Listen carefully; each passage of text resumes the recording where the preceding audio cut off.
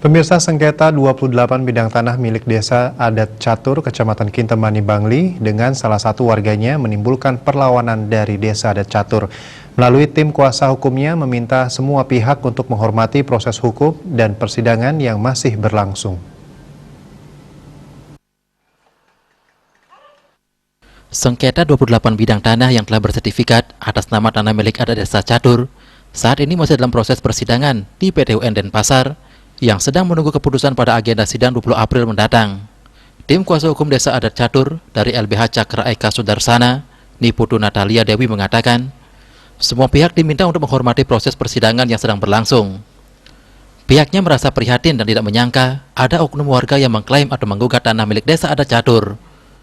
Untuk itu Desa Adat Catur melalui kuasa hukumnya tidak akan tinggal diam dan melakukan perlawanan terhadap gugatan tersebut.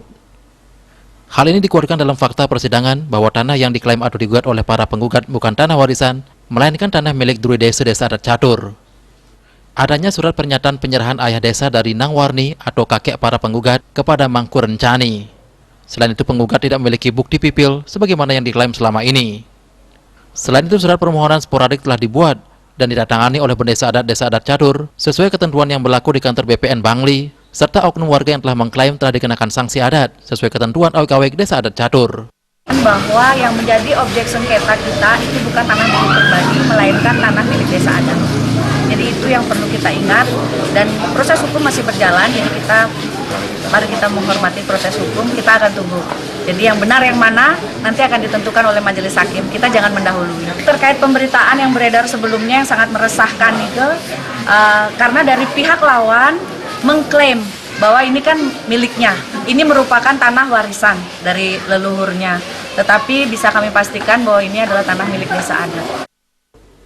Sementara itu agar permasalahan ini terselesaikan dengan baik, warga Desa Adat melakukan persembahyangan bersama di Pura Penyakjagan. Bendesa Adat Catur, Ima Dewirti meluruskan bahwa warganya selaku penggugat Nyoman Mane tidak benar diberhentikan dari Desa Adat. Tetapi yang bersangkutan diberhentikan sebagai kramo Desa Ayah karena permasalahannya ada di areal Desa Ayah. Nyoman Mane juga telah dijatuhkan sanksi tidak mendapatkan pelayanan adat selama permasalahannya belum selesai. Keberadaan pemecatan itu warga kami yang bernama Nyoman Mane itu bukan dipecat dari Desa Adat. Itu adalah diberhentikan sebagai kramo Desa Ayah.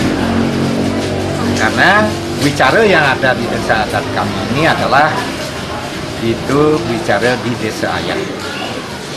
Sedangkan di Desa Adat kami, dia masih tetap berdesa adat, masuk warga Desa Adat, namun dijatuhi sanksi.